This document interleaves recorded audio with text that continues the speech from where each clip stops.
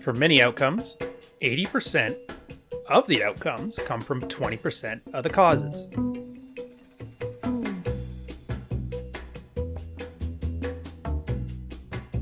You guys may have heard of this before. It's called Law of the Vital Few, the principle of factor scarcity, the 80-20 rule, the Pareto Principle. What does it mean? Why do people care about it when it comes to dating? And most importantly, why does every soccer mom, every ego-invested loveless loser, every online relationship coach, all of them, why do they all get it wrong? They think the world is a giant bar with 20 chads and 80 losers, then they wonder why this doesn't reflect what they see in the world. This is Reddit tier logic. Cut to the intro.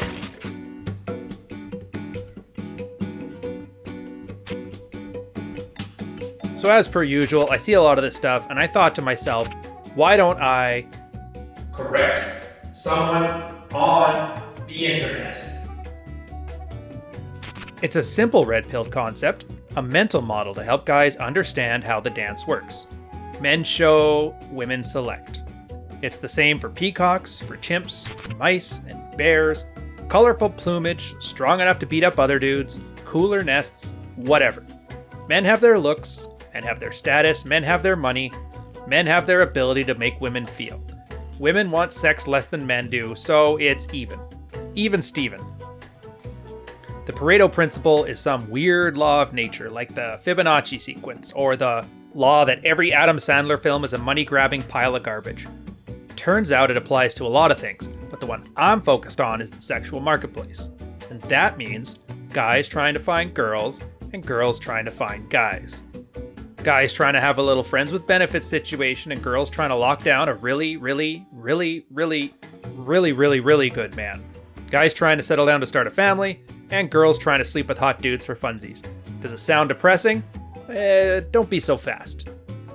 You'll see a ton of guys online, and I mean a ton. A metric incel ton of them. Showing the same stupid image, about the same stupid concept, on the same stupid idea, that's stupidly wrong. They'll show an image of 10 guys here, and 10 girls there. The top guys have all the women, and the bottom guys have none, while all the women only want the top guys. They throw that in the air and say, it's hopeless. Insert a few hundred videos on top of video game Be Real, and you've got yourself men going their own way as opposed to being sent their own way somehow. Educated guys with uneducated opinions. So here is the purpose of the Pareto Principle. Here's the thing that everybody gets wrong, except for us. This good old red-pilled space full of us, I don't know, weirdo misogynists or whatever you want to call us. So we used to live in tribes. A little history here. We used to live in tribes, 150 people or so max. We were like this for most of our lives until, cities became a thing. Too soon to have any genetic adaptation, but a change still. And until recently, we had one sexual marketplace. 1 Chad, 5 girls, and 4 dudes with dicks in their hands. Not anymore. Point of the principle is, now for discrete social circles. Your workplace, and if it's big enough, your specific department in your workplace. Your local bar, your coffee house, your improv cast, your gaming club, your dance studio, your martial arts club, your motorcycle gang. Each of these things is a singular, discrete social circle. Now, we all have some have more than others, and each co-ed one has its own discrete sexual marketplace. And in those clubs, you'll see the Pareto Principle in action. Example, when I was in college, there was about 12 or so of us in a really tight-knit group. We saw each other every day. There's, Paul, Rich, Raj. They were the tall and the lean chads of the group. Everybody was pretty awesome, but those 3 were the guys that played college volleyball. They were the ones that had, 1980 K-car Mustangs in the parking lot. They got laid every weekend. I mean, the rest of us kind of dated here and there, but it wasn't even close. In fact, it would have been pretty easy for me to say that the deck was stacked in their favor. I wasn't 6'4", and my giant line wasn't giga chat enough, but that would be naive. After college, I joined the military, and I started to have more interests. I had a bar I used to go to, I knew the head bartender. The bouncers there were moonlighting, we'd sail together. I had my ship. I had an MMA gym a few of guys from the other ship trained at, and they suggested I try out. I had a Starbucks I used to go to. They knew me so well, they knew my drink and my name, and I knew all the regulars. I had lots of discrete groups of people. a lot of social circles, and there was a little overlap, but not a lot. Now, I wasn't top dog at all of them. At the bar, I got less attention than Brad, who was head of security. At the MMA gym, I wasn't the biggest, the best looking, or the best wrestler. That's fine. Starbucks was better, though, because, I was the only one there who wasn't soy. I was a pretty boy at other social groups I had, too. Anyways, taken all together, I was all over the map. And that's when the Pareto Principle worked for me. So, I could attract girls where I was in that top 20% much easier than the ones where I wasn't. And that's the part people miss about all this. They think there's a single sexual marketplace with a single group of people who all sleep with the same pile of people. That's simplistic and naive. And we're not 9-year-olds. Heaven forbid we're in the sexual marketplace acting like 9-year-olds, because that's creepy on a whole other level. So what it really is an almost infinite series of social circles that interact in various places. So if you're not that top 20% of your specific social circle, you have two choices. Get a new circle or get better at the one you're in. And generally, you should do both. I did both. Most guys do both.